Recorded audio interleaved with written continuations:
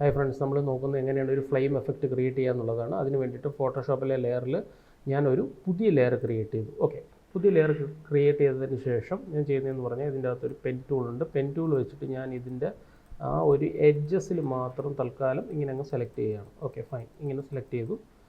അതിനുശേഷം V hold ചെയ്യുക. അപ്പോൾ ഈ ഒരു ലെയറിൻ്റെ അകത്തായിരിക്കും ഇത് വർക്ക് ചെയ്യുന്നത്, ഈ ഒരു പർട്ടിക്കുലർ ഏരിയ വർക്ക് ചെയ്യുന്നത്. കണ്ടോ? അപ്പോൾ ആ ഒരു തലയുടെ ഷേപ്പിൽ വന്നു. അതിനുശേഷം ഫിൽറ്ററിൻ്റെ അകത്ത് നമ്മൾ റെൻഡറിൻ്റെ അകത്ത് ഫ്ലെയിംസ് കൊടുത്തു കഴിഞ്ഞാൽ നമുക്ക് ഇഷ്ടമുള്ള ഫ്ലെയിം നമുക്ക് ഇതിൻ്റെ ജനറേറ്റ് ചെയ്യാം. അതിൻ്റെ അകത്ത് ഒരുപാട് ടൈപ്പ് ഓഫ് ഫ്ലെയിംസ് ഉണ്ട്. നോക്കി, ഫിൽ അലോങ് പാത്ത്, മൾട്ടിപ്പിൾ, അങ്ങനെ പല പല രീതിയിലുള്ള ഫ്ലെയിം നമുക്ക് ഇതിൻ്റെ അകത്ത് അവൈലബിൾ ആണ്. Candle light.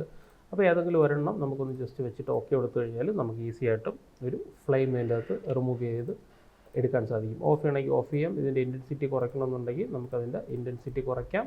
ഇനി അങ്ങനെയല്ല, നമുക്ക് മാസ്ക് ചെയ്യണമെന്നുണ്ടെങ്കിൽ എന്ത് ചെയ്യാം, ഇതിൻ്റെ മാസ്ക് ചെയ്തിട്ട് നമുക്ക് ഈ ഒരു ഏരിയക്കകത്ത് മാത്രം ഫ്ലെയിംസ്, ഈ ഏരിയക്കകത്തുനിന്ന് വേണ്ടെന്നുണ്ടെങ്കിൽ ആ ഏരിയക്കകത്തുനിന്ന് ഫ്ലെയിംസ് റിമൂവ് ചെയ്തിട്ട് നമുക്കുള്ള ഏരിയക്കകത്ത് മാത്രം ഫ്രെയിംസിന് റീജനറേറ്റ് ചെയ്ത് എടുക്കാൻ സാധിക്കും.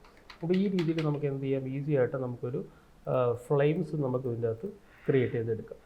ഇതിപ്പോൾ നമ്മൾ സ്ക്രീൻ കൊടുത്തു കഴിഞ്ഞാൽ അത് കറക്റ്റ് തലയിൽ വന്ന് ഇരിക്കുന്ന ഒരു ഫീൽ നമുക്ക് കിട്ടുന്നതാണ്. ഓഫ് ചെയ്താൽ ഓൺ ചെയ്യുക. നമുക്ക് ആ ഒരു രീതിയിൽ നമുക്ക് ഫ്രെയിംസിനെ നമുക്ക് റീജനറേറ്റ് ചെയ്ത് എടുക്കാം.